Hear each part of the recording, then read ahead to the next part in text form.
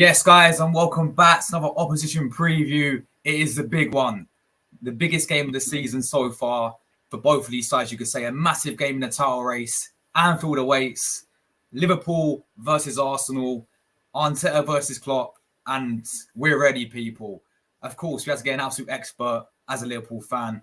My good friend Scott from Onto the Ball. Scott, how you been, my bro?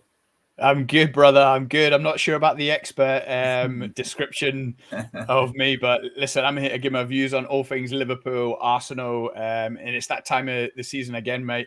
Liverpool and Arsenal at Anfield, at the Emirates. It doesn't get much bigger these days because Arsenal are right up there. Liverpool have had a fantastic start to the season. Can they maintain it? I'm going to give my views over the next 25 to 30 minutes as to whether we can. But yeah, thanks for having me on your channel. Really appreciate it every time I get an invite. And congrats on that 5.7K subscribers. It was only 12 months ago. You were down at my level, like 1,500. You're just absolutely smashing it. And well done, brother. No one works harder than you. Oh, thank you, man. Thank you very much for the kind words. Guys, likewise to Scott, people, yeah? The link in the title to the channel, Onto the Ball. I think some of my people already subbed to you. I think Saliba dropped you a sub. So thank you very much for that, Saliba. Yeah, cheers, Everyone Saliba. else in the chat, people, click the blue out. It's so easy to do. And the subscribe button's right there. Check this guy out. Absolute legends. Guys, I will be going through your comments, so make sure you leave all. I want to hear everything down below. Predictions, predicted lineups, how you think the game's going to go. It's a massive game. And yeah, let's get right into it, Scott, bro. I think we should start with obviously you lot, last season. I think we're going to go straight to that game. I mean, this was around Easter time, wasn't it? March, April, sort of time. Massive game in the title race for Arsenal. That was obviously you guys sort of in a top four race last season. And, talking about that game, we had a perfect start. We went 2-0 up. Gabriel Jesus, Martinelli, and second half, you lot came back. Zinchenko getting absolutely nutmegged by Trent. Anything can happen. I mean, that game would have gone either way. I mean, when Salah had that shot, which Ramsdale saved it somehow, where Konate, I don't know how he missed that, across goal. We missed a penalty as well, didn't we? Missed a penalty, of course. He missed a penalty as well. And as for Arsenal as well, last minute of the game, Martinelli was through. If he got the putt spot on, Saka would have been 1-on-1. Mate, 2-2 game. What was your thoughts on, obviously, that result last season at Anfield? Oh, it went exactly like we predicted, didn't it? I said, if you can get out of Anfield with 3 points, the league is yours. If you don't, I fear for your chances of winning the league. And as it turned out, that was kind of the turning point where the wheels fell off. Obviously dropping a 2-goal lead at Anfield.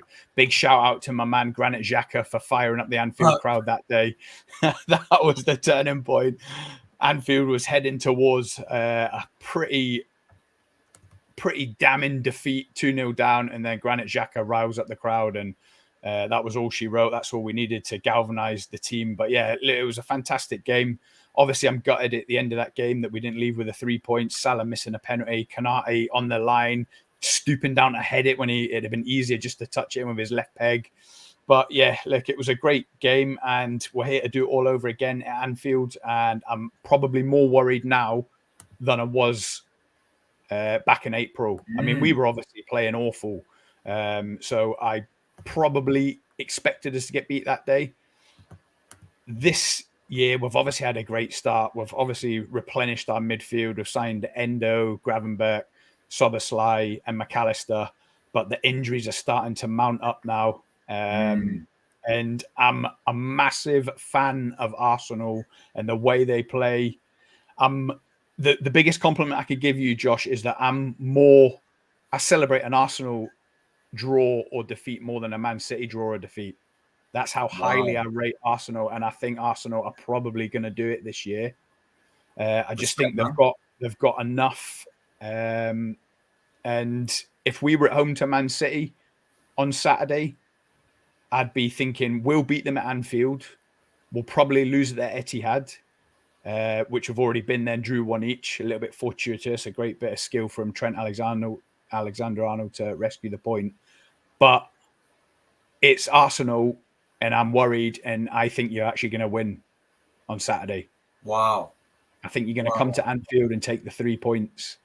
There's something about Liverpool. I don't know what I want your opinion on Liverpool, obviously, because you'll probably be thinking clearer than me. As a Liverpool fan, I'm quite pessimistic, and I presume you are with Arsenal as well. But Liverpool are hanging on to that top of the league. Literally feels like by our fingertips. I'm not saying it's a false position. Like we've played some hard away games. Like we've done Brighton away, Spurs away, Chelsea away, Man City away.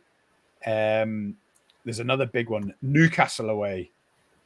Like we've ticked off a lot of hard away games, so we're rightfully near the top of the league. But the way we're playing, the manner of the wins, it's very Istanbul. We're just getting over the line, just doing enough. Injury time winners, Fulham, definitely Newcastle. We only had 10 men. We'll touch on that as well. But yeah, I'm fearful. I think Arsenal are going to win. I'm sure we'll get to the predictions at the end of the show, but I'm worried. And the worst part about it is that Arsenal are top of the league. And when I watch yous, I love watching your games. I obviously watch all the highlights, match of the day. It feels to me like yous have got another gear to go up, another level to reach. Exactly. No, I think that's a great point there. I agree with you. I don't think you've been too convincing, personally. I mean, what I've watched you guys, I watched your game against Crystal Palace, watched your full 90 minutes. Obviously, you guys went 1-0 down, didn't you, against Palace? We were lucky. We were helped you out guys by the very, ref there in that red card. Yeah. And then obviously, I think it's obviously Mo Salah to come and who is it? Curtis Jones, wasn't Harvey it? Elliott. Harvey Elliott got the winner. Got the goal. But it's the same against Fulham at home. That Fulham deserved to beat game. us. Yeah, that 4-3 game and the Luton Town game as well, bro. You lot were shocking. Yeah, shocking. That Luton Town game. So there's definitely been performances in there where I look at it's been very underwhelming in terms of Liverpool standard. But the one I did watch, when you played against Man City, I thought that was a decent result for you lot. See, that's a bit of a weird one though, Josh, because I honestly think that Liverpool, in Pep's head, I think he overthinks his team, his strategy when Jurgen Klopp comes to town and when it's Liverpool. I think he played the occasion, not the game, and I think we got away with one there. They should have given us a bit of a slapping, to be honest. They didn't take their chances, and as it turns out in football, if you don't take your chances, you're punished, and that's exactly what Trent Alexander-Arnold done, which I'll take at the Etihad away every time. Facts, but this has been the same with Arsenal. Like we've had the biggest criticism I have of Arsenal is what you just said there. It's taking our chances. We've not been clinical enough this season, and people say, "Well, we're you're top of the league." But we look into our games. That Aston Villa game is a prime example, right, Scott?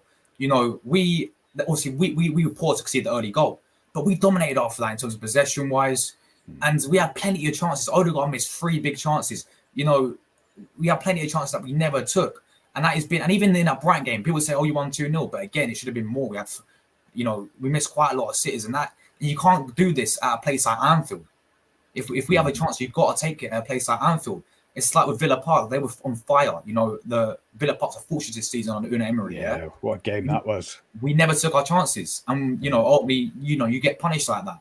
So that was probably be my biggest criticism with Arsenal this season. And as you said. Yeah, it's not even been convincing as it was last season, but we're still top of the league. It's like we've not even got into our next gear yet. Like last season, we were blitzing teams. First half, it was done. The game was finished in the first half. It hasn't been like this season. It's been a bit cagey at times. It's just a bit of a weird league this year, isn't it? And I don't just mean Man City have gone 5 games without a win now. I mean, that's probably the oddest run of results in the last 5 years. From Man City, obviously, but it just feels like there's a bit of a weird. The season seemed to start off where you could see who the whipping boys were going to be. You thought this was going to be the year Everton go down. The next minute they're winning 4 or 5 in a trot. Luton have found their feet. I don't know if you've watched many Luton games, but they are the hardest working team in this league, and it seemed to kick on from that Liverpool game. I mean, they caused you problems. They caused even Man City problems last week or the week before. They've picked up a few wins. That's going to be my Asda man. So yeah, I mean, it's one of them where if someone can just string together 4 or 5 wins on a trot, they could pull away and have a 6 or 7 point lead at the top, and it could be Arsenal if they win at Anfield on Saturday. Yes. But I'm going to be back in 1 minute. Scott's going to go and get his shopping, guys. I'll go through the comments. He's asked us he has asked a delivery. So big up Scott in the chat, people. He's gone to get his shopping. He'll be back like 5 minutes. I'll go through you guys' comments. Pick up Jordan, everyone. Guys, if you haven't already, make sure you do subscribe to Scott. Onto the ball. He's actually right here, people. In the title. Absolute legend, man. Give him a sub. Please check out their channel. They have a great channel. Check them out. Make sure you give them a sub. But big up everyone. My man from Belgium's in the chat. Big up to you, my friend from Belgium. Let me know. Trossardinho, should we start him? I'm sure you want to see him start. And I think we should start him on the left wing, personally. Big up Ryan and Mrs. Hireman. Big up Proddy. Big up Saliba. Good to see you, Saliba, bro. Big up my man Charlie. Great to see you, Charlie. London calling. Big up yourself, bro, every single time. Big up my man Moss. I thought you was invited to this one tomorrow. Yeah, you can come on my channel tomorrow, Moss. If you're free, bro. If you're free tomorrow, then please, I'll send you a message on. No worries, man. Enjoy your Christmas party. Big up Charlton. Evening to you, my good friend. Evening to you, bro. Interesting game. It sure will be. If they win, they win the title. Come on, the Gunners. Yeah. The Reds versus Gunners. Arteta versus Kloppers. You already know, people. Big up everyone. Big up to you, my bro. Thank you for leaving your predictions. Yeah, guys, keep them down below. I will pin them up on the screen. Big up Alberto as well. Good to see you, bro. Forza Arsenal. Big up to you, Alberto. Tom showing some support for Scott there. Yes. Someone said, Ozan, big up to you, bro. Big up, Josh. Well done on getting Alexis McAllister on your. He thinks you look like Alexis McAllister.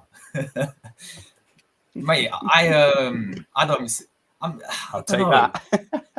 World Cup winner. Ozan Kabak, I remember him. Yeah. Liverpool loanee. Where's he at now? Is he in Germany? He went to Norwich. I think he went on loan to Norwich for a season. I don't know where he is now. Yeah, he went to Norwich. But yeah, look, agreed, man. It's been a very, very strange league, this season in the Prem. And it's kind of mad. Like Aston Villa as well, the team we played, Emery's on fire for them. And I was like, if they sort out their away form, could they be in a title race? Well, could we see like another Leicester City situation here? It's crazy, isn't it? And it just shows like Steven Gerrard obviously was toiling there in a club, and you think, how far are you going to get with a club like Aston Villa? And then Unai Emery sweeps in. He's working absolute wonders for like Villa, absolutely flying. You got Postecoglou at Spurs, and they're all making Eric Ten Hag look bad at Man United because he can't string anything together. But it just shows what an elite coach can do organization-wise to any team in the league. It's just like a great league to watch at the minute. Yeah, 100%, man. So I want to get your thoughts on, obviously, you guys, I know you touched on it, Liverpool this season, obviously, compared to last season, because honestly, last season was not great, was it? Like, as a Liverpool fan. It was horrendous. It really was. Like, I mean, certainly for your standard, man, as well. Considering everyone kept saying like our midfield is threadbare, and obviously Jurgen Klopp put his foot in it at the start of the season when they were talking about transfers, and he was like, look at all the midfielders I've got, and he reeled them all off, like Milner and Oxlade-Chamberlain, Naby Keita. He was like, tell me what attributes are missing out of them. And then a month later, he was like, yeah, I got it wrong. We signed that Arthur Melo on loan. Oh, my He played God. about 12 minutes of ball, and it was just, you could see midfield is the most important area on the pitch, probably after a goalie. You got to have a world-class goalie. But midfield after that, protecting the defense, giving the support to the strikers, loading the bullets, it's everything. And I did say if we can sort out our midfield, it'll make our defense look better. Because remember, there was all them rumours that Van Dijk's lost his edge, he's no longer the best in the league and all things like that. For me, that's all put to bed now. And it's because we've got a functioning midfield that can get box to box with that energy. But it's all falling apart a little bit because our injuries are mounting up now. With Thiago's not played a minute this season. Gravenberch's injured now. McAllister's still injured. Jota's injured. Matip's injured. Andy Robertson's injured. Like, we've got nearly a full team out. And I'm sure, I bet Arsenal are the same. It's like everyone's got loads of injuries at the minute. Well, do you know what? Arsenal isn't. I feel like Arteta's settling back down to his strongest 11 the last couple of games. Obviously, Ben White at right back, then your two centre-backs, Zinchenko, Kai Havertz is even hitting a bit of form.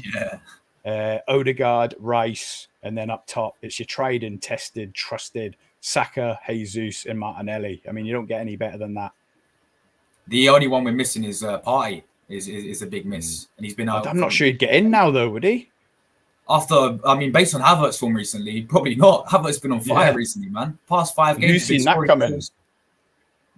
Mate, I remember I went on your channel, I think, for the Man United game, and when we won 3-1, I was as reviewing Trav, we did the preview, right? And I remember I kept laying into this Havertz guy. Yeah, I was like, what was he thinking? 65 million. All I've asked from this guy is consistency. Yeah, you know, we brought him in. I expect him consistently. I'm not saying he scored bad 20 goals because he's playing in a left centre mid role. You know, he's playing in a deep midfield role. But the past 5 games, he's been quality. He's the best player for me against Aston Villa when we lost. He's been bagging goals. He looks full of confidence now than before. It's funny because he went international break. The German manager put him left back, by the way. Yeah.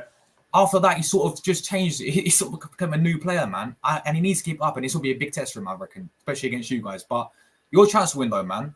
Obviously, signing Szoboszlai, McAllister, Gravenberch. Szoboszlai. What? I just got to mention Szoboszlai. No, Josh, no. You see the last 3 or 4 games, or probably since he got likened to Steven Gerrard. Do you remember about 2 months ago? There was a lot on Twitter and socials about Liverpool fans. Szoboszlai will finally replace Steven Gerrard. And to be fair, he did come in with a bang. Yeah. Since then, he's had this huge drop off. I noticed it about 3 or 4 weeks ago, saying he needs to do more. It's like he's lost his energy levels, his box to box, his pace, his power, bullying players. It's like he's lost that edge to his game. And then against Man United on Sunday, he got hauled off after about an hour. And on the socials, he was taking a lot of negative feedback, saying what's happened with Szoboszlai is Klopp playing him slightly out of his position on the right when he needs to be more central. But yeah, he's been horrendous. But saying that, he did play yesterday in the League Cup. He scored. He scored. Yeah. So hopefully, it's just form. It's basically form. We've seen what he can do when he comes to the club.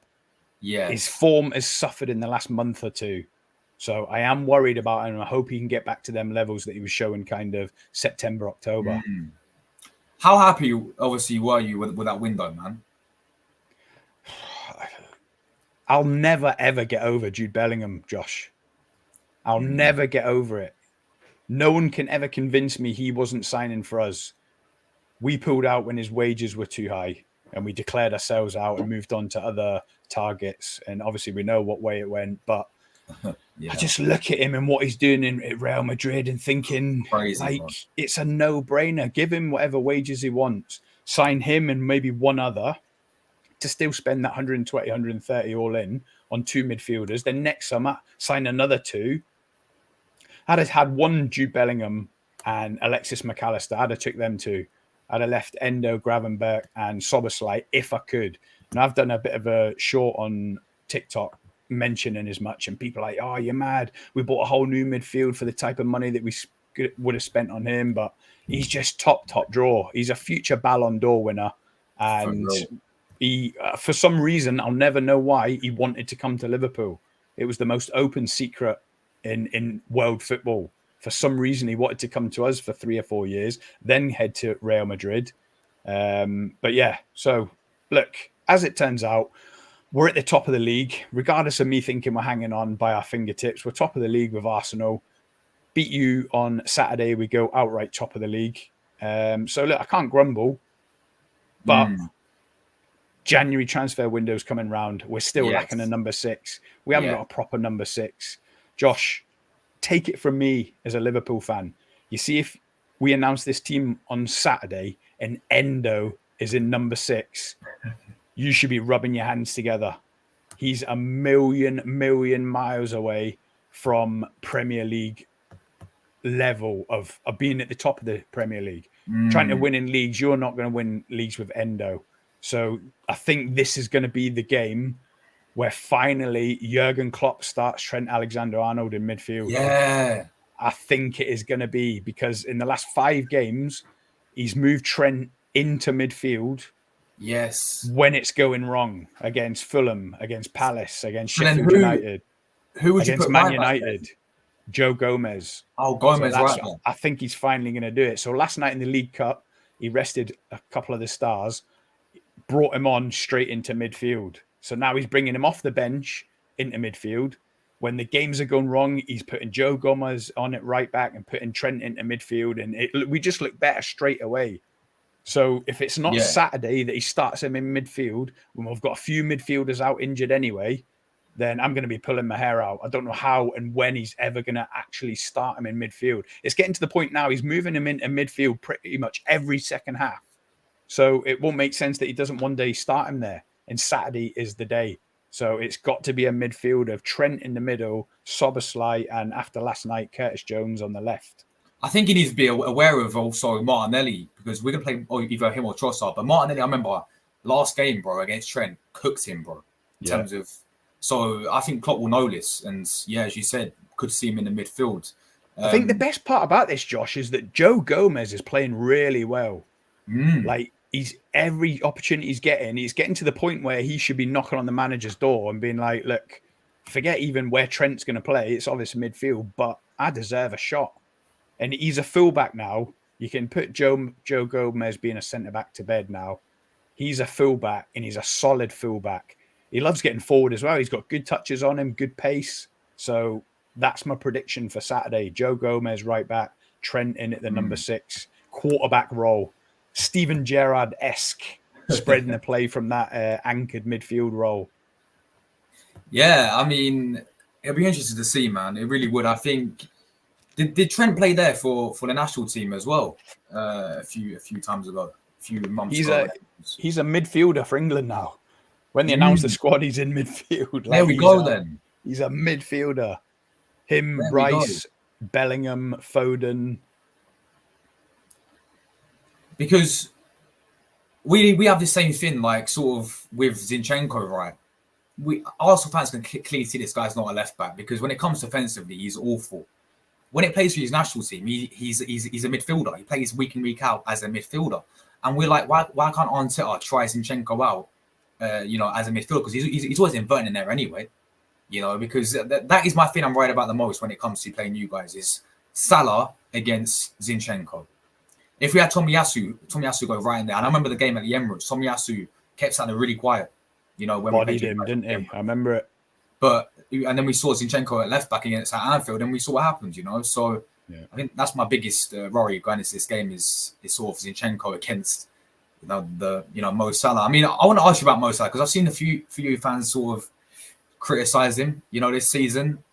What's been your thoughts on him this season, man? No, rightly so. Like, look, it's a bit of a tough one. I don't want to go in on him because he's like club legend. He's probably still our best player. Our 4 world-class players right now are Alisson, who's the best keeper in the league, probably the best keeper in the world for me. Yeah, I don't know if you'll agree. Van Dijk's back to his best, Trent Alexander-Arnold and Mo Salah. There are 4 world-class players, in my opinion.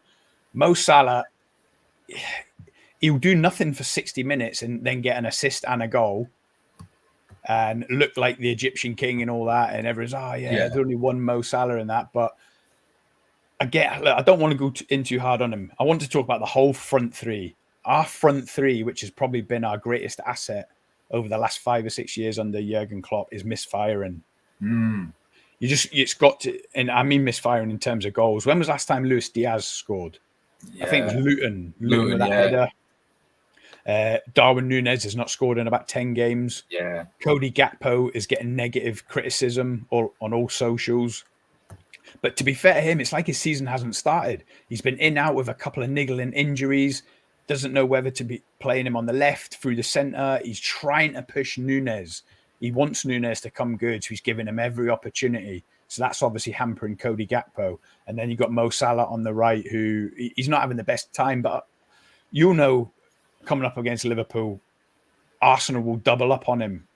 And most teams double up on Mo Salah. As soon as he's got the ball, you've got the fullback in position with the help from the midfield doubling up on him. So it is harder for him. But at the same time, you think of some of them solo goals he's done in the past 5 years against Man City, against Spurs, waltzing past defender after defender, against Watford, taking it past, it felt like the whole team. I don't think he's got that in his locker anymore. And if that means it's the start of the decline of Mo Salah, then it's a scary thought. But he's 32 in the summer, Josh. Yeah. Like, we all know what happens once you hit early 30s. It is you have to be a specimen like Cristiano Ronaldo, eating Yes. right, living right to try and prolong it and be that type of explosive player. So it's the question that everyone keeps asking: would you take mad money from Saudi either in January or in the summer? And I've got to admit, I would. You have to, purely because of his age.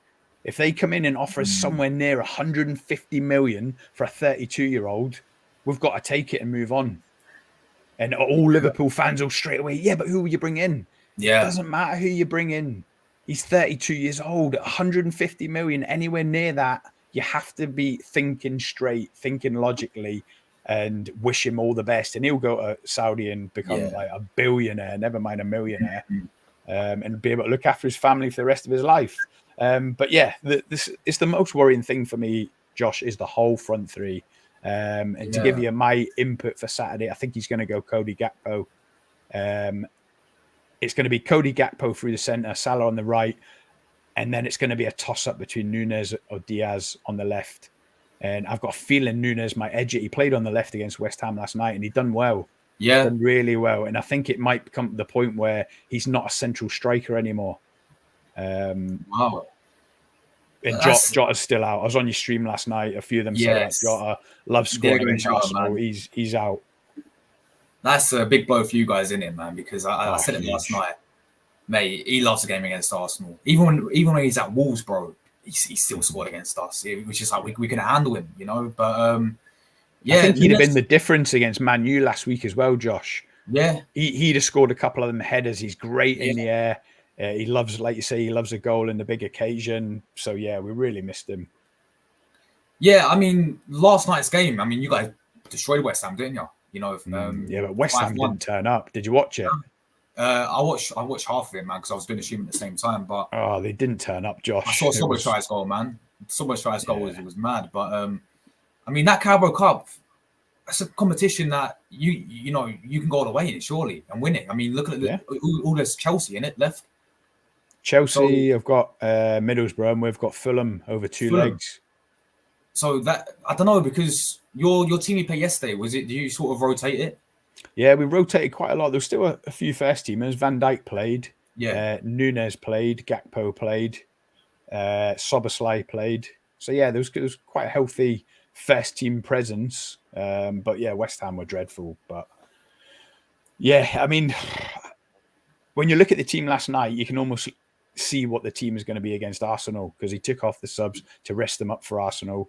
But yeah, I think that is the way it'll go. It'll be Gomez right back, Trent in the middle with Soboslai, and I think Curtis Jones, man of the match last night. He was like a new signing. I don't know where that Curtis Jones has been the last 3 years, but he was fantastic. And then it's either going to be Nunes and Diaz on the left. Cody Gakpo is going to come in the centre. He has to. I cannot go another 90 minutes or another starting game with Darwin Nunes through the centre. I've absolutely lost my patience with him, Josh. Yeah. I want him gone. He is not going to make it. Yeah, no, he's done. You see the thing about Darwin Nunes, Josh? He's thick. Like, you can tell he's half sharp. Like, he hasn't got any intelligence. Like, I'm not going to call him a retard, because that's a bit disrespectful. But he's thick. He does. Did you see that phaser play against Man United, where Luis Diaz got cleared out? He could have ran on and put the ball in an empty net, and he stopped and said to the ref, "Are we giving a penalty for that?" And then he clicked back. It's because he's stupid. He's an actual idiot, and I've lost patience with him. I want him gone now. I don't know how it's going to end, but Cody Gakpo in the centre, Diaz on the left, Salah on the right with Doggy Jots on the bench. I'll take that all day long. I don't want to see Nunes start another game again. But I'm interested. What's your thoughts as a rival? What do rival fans think of Darwin Nunes? I think we think pretty similar to the way how you're thinking right now. But so my issue with Nunes was, I said it last season, but I think it's changed this season. He's been playing games, hasn't he? Has Klopp been starting him? He's been. I think he's started about 10 in a row now, and it's almost like Klopp is thinking, I'm going to push you to score a few goals, get some confidence, no looking back. But I think after the last game or two, it's the straw that's broke the camel's back. I think Klopp might be like, I'm done. You've had your chance. Cody Gakpo's back in. That was my thoughts on him last season. I was like, because I remember last season he wasn't playing consistent enough. Yeah, I was like, oh, he's always been benched. I was like, what if Klopp played him week in, week out? And he's done it this season and nothing. You know, it's. I'm sure you're not the only one, but you know, many of your fans have just drawn a line with it now. It's over for Núñez. Yeah, first game season, you can forgive any player, especially South American. You can almost give the first season as like, you know, moving your family. It's a different league, a different culture. Not every player. Some players come and just hit the ground running, and there's no looking back. But some take a little bit longer. Not everyone remembers that Luis Suarez struggled to begin with at Liverpool. Not many people remember that. All they remember is like 30, 35 goal a seasons his last 2 seasons. But his first year and a half, he was like 33 games, 9 goals. And people don't remember that. But once he found his rhythm and his form and his place in the team, there was no holding back, and he was literally world class. I still think Luis Suarez has been the best Liverpool player we've ever had. Up there with Ronaldo and Messi, he was incredible. But Darwin Núñez, no, I've given up. And I've backed him. I've done shorts on him saying that if it clicks, he's going to not just score a hat-trick, he's going to score 4 or 5 in one game. But I think it was off the back of that chance against Man United where he's more concerned getting a penalty off the referee than just putting the ball in the net. Literally, something inside me snapped. Yeah. He's done. I don't want to see him again. Yeah. Look. And this isn't just reverse psychology, Josh. I'm not just saying it so he scores a hat-trick and I'll be like, yeah, I did it. A reverse psychology. It's not. I mean, if he scores a hat-trick, I'll still be like, he was lucky. Yeah. Look, let's talk about this game then. You know, from my side, I still look at that horrendous record that we have against you, like Anfield. Still haven't beat you since 2012, bro. It keeps going on and on and on and on. I thought we was going to do it last season. You know, we was in the driving seat. We was playing some really nice football, and we still dropped points to you lot. So obviously we still got that Anfield. Coming to Anfield, we just hate it. You know, as Arsenal fans. But I think the one thing I can say about it. It's going to be a great game. Yeah, we can almost guarantee. Just like last April when we done the stream, we said it's going to be a great game.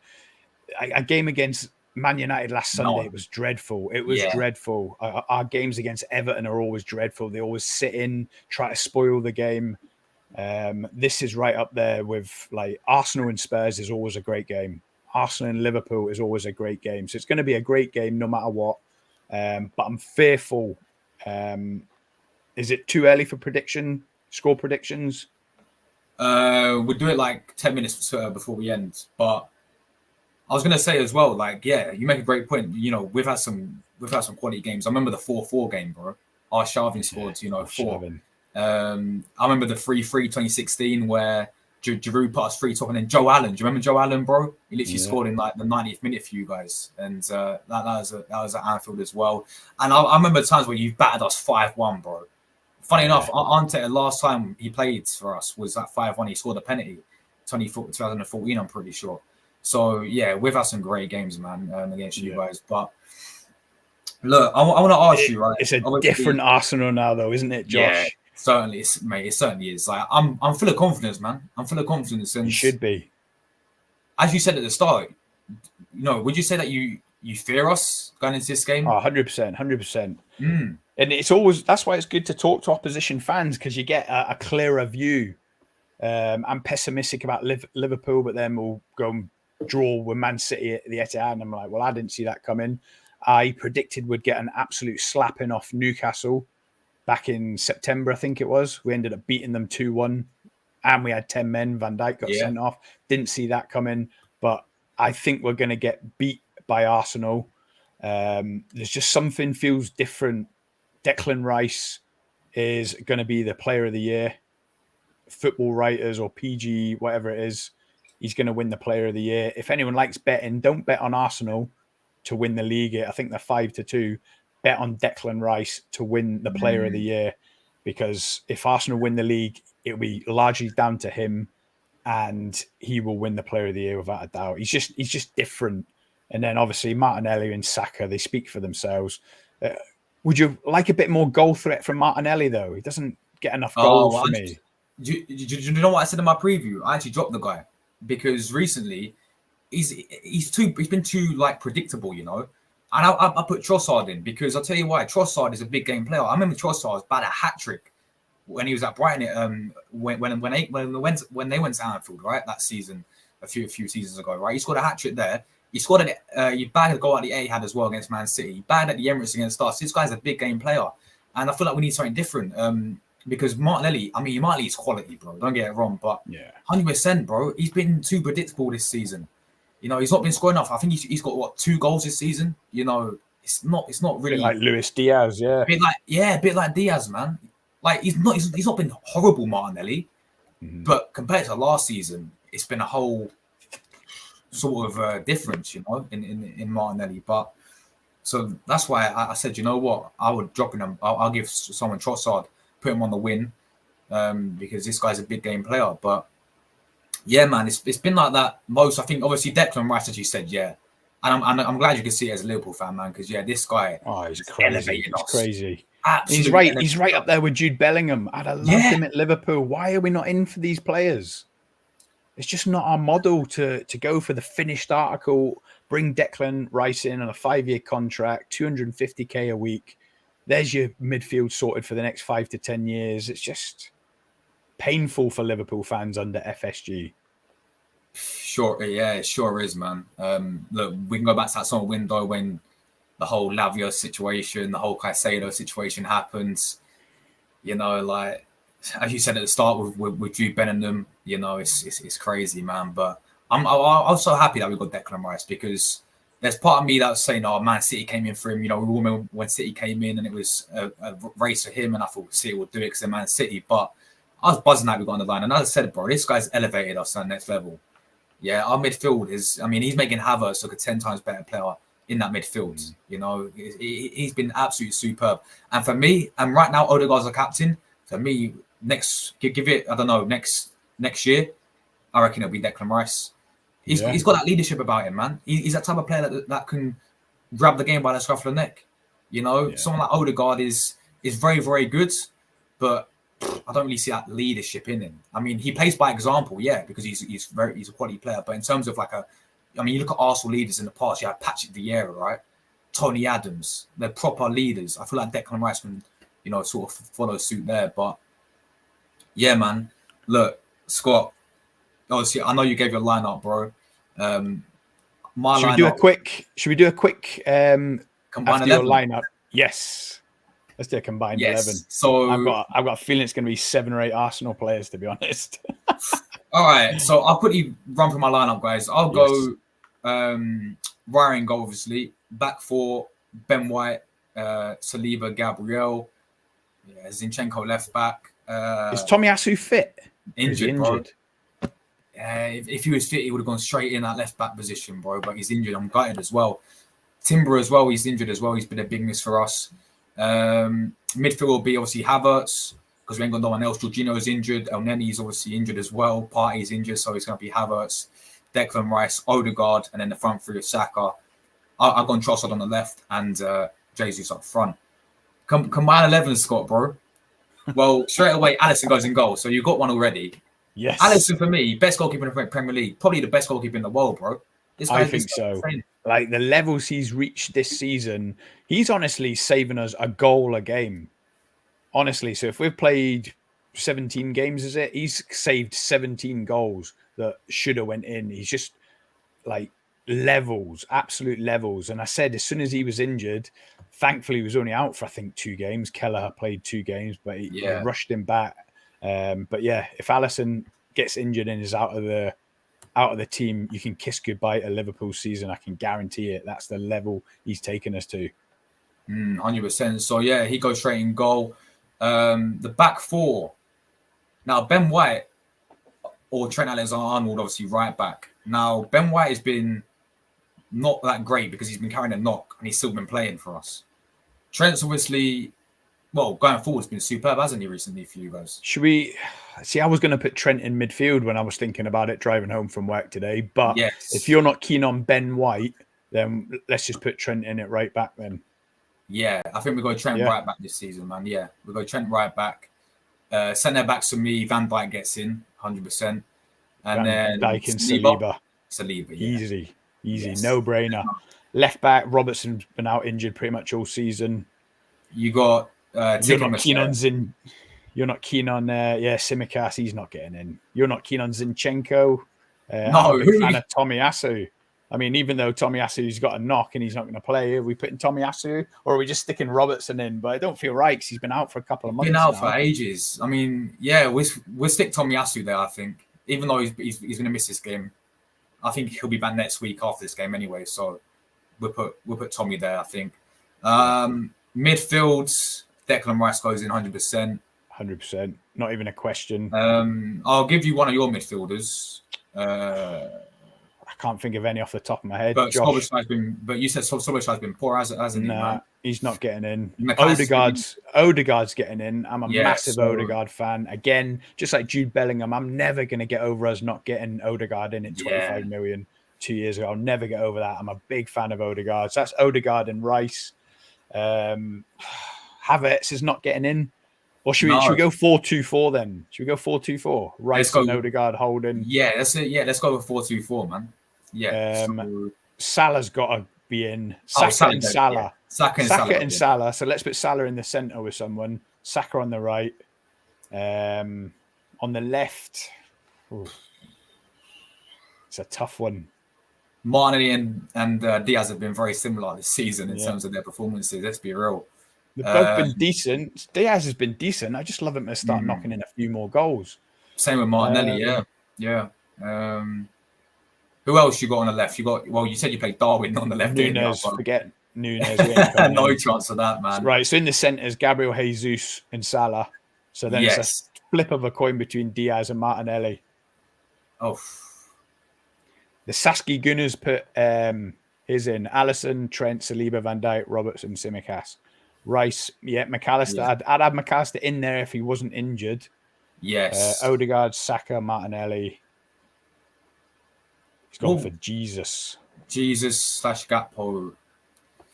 Whoa, hang on a minute. No Salah. Yeah. Big call from Saski. Where's Salah, bro? Right, we'll go. I said that you got good taste, man, because Odegaard's the best. He needs to be the man at Anfield for us to win. Yeah, he's hard, honestly. Martin Odegaard, massive fan of him. Do you agree with this so far? Havertz been a better signing than Szoboszlai? A better signing, no, because I've seen the levels that Szoboszlai can get to. He's got a high ceiling. In the last month, Havertz is playing better than him. But right now, if I could choose which of the 60 million, because they both pretty much cost the same, don't they, 60 million, I'm having Szoboszlai over Havertz. But right now, Havertz is in better form. I agreed with that. Yeah, I couldn't agree more there. I just hope Szoboszlai can get back to where he was, like I said, like where he was 4, 5, 6 weeks ago. Yeah, because I remember watching him at the start of the season. I was like, mate, this guy's going to ball out. He was brilliant. It was brilliant, and then obviously I haven't catched too many of your games recently, so I haven't really seen he's sort of like decline recently. Some people on Twitter saying that he's been playing too far on the right, like almost it's Jurgen Klopp playing him out of position. He needs to be more in the centre. Right. I'm not seeing it myself.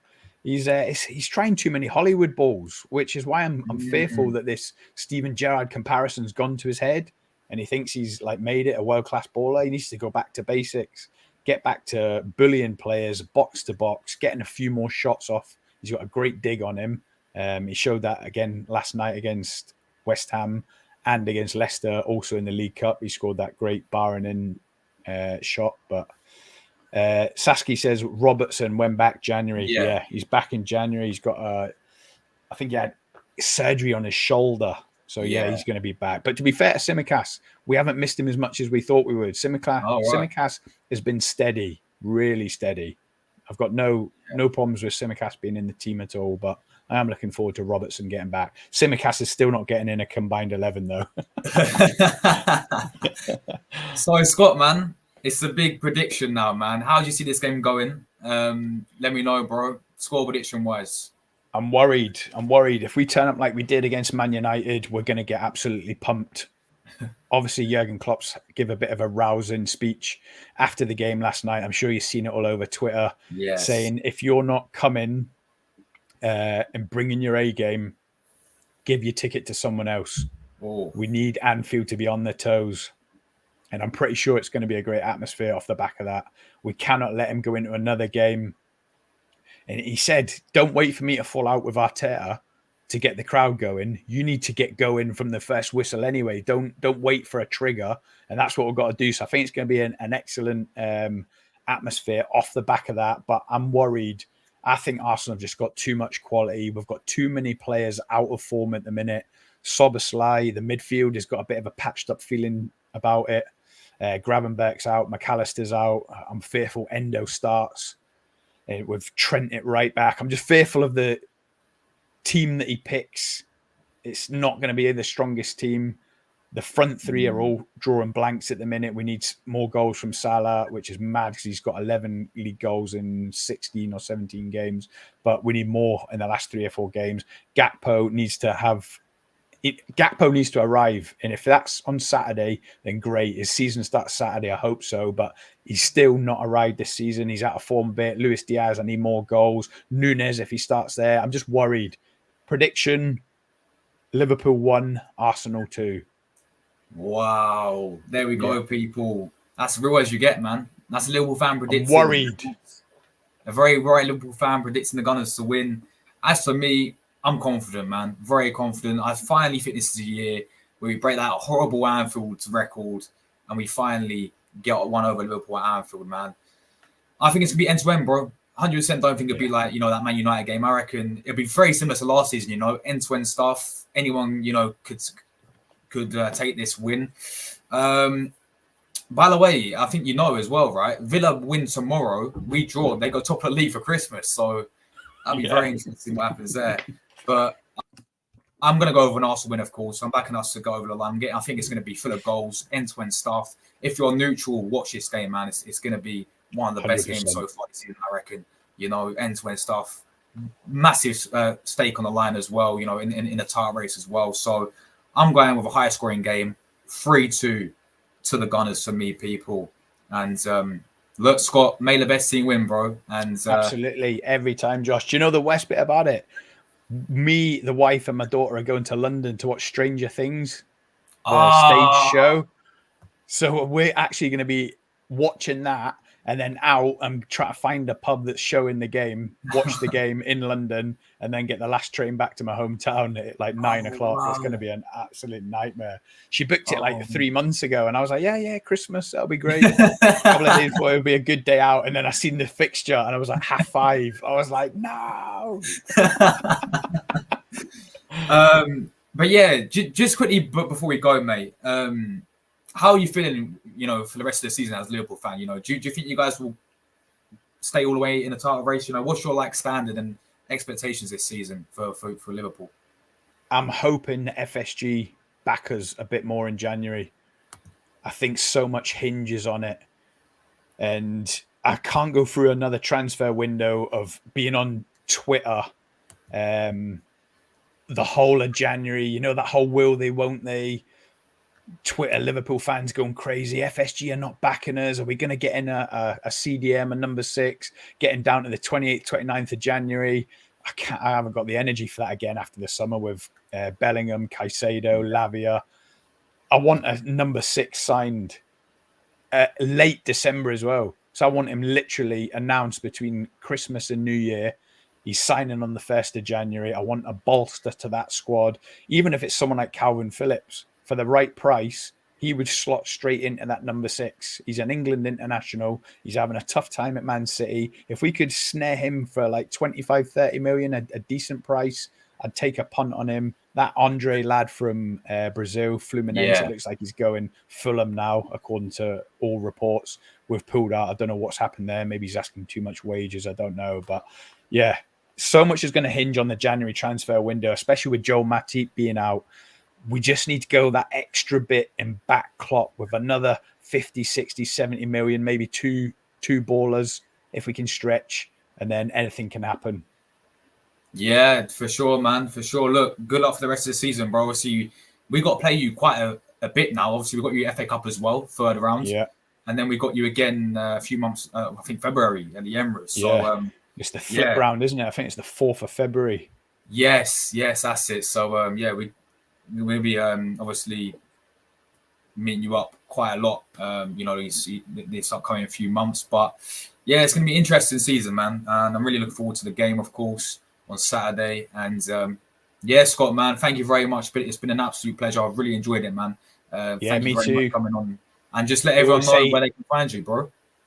We always say half an hour, don't we? It's nearly an hour, but once you keep talking, you just keep going. It's links in the description. Thanks for doing that, Josh. On to the ball. Me and my boy Trav, James OB, talking all things Liverpool, Arsenal, Man United. Really appreciate a sub, and I'll definitely see you on Josh's channel again. I've really enjoyed it. Cheers, Josh. 100%, man, 100%. And we've got a few people subbing as well. Thank you very much, everyone who did give us Thank you, Saskia Guna. And I'm going to read all these messages now. There's been too many to keep up with while I'm talking to Josh, but I'm going to read them all. I think I've seen something about Luis Suarez and Darwin Núñez. Yes. Yeah, I've lost. The stream was completely crashed anyway, so I can't open it up on the screen. But yeah, big up Mel. Thanks for subbing to Scott as well, guys. Absolute legends in the chat every single time. As for me, people, we're back literally 9 p.m. We're talking about the European Super League. That'll be with my man Rory. Come and tune in for that one, people. 9 p.m. UK time tonight. But guys, we're out of it, people. Take care, everyone. And Scott, as I said, bro, may the best team win. Yeah, may the best team win. Have a good weekend and Christmas, everyone. Yeah, you too, man. Everyone in the chat as well. Take care, everyone. I'll see you guys later on for another stream. Come on, the Gunners.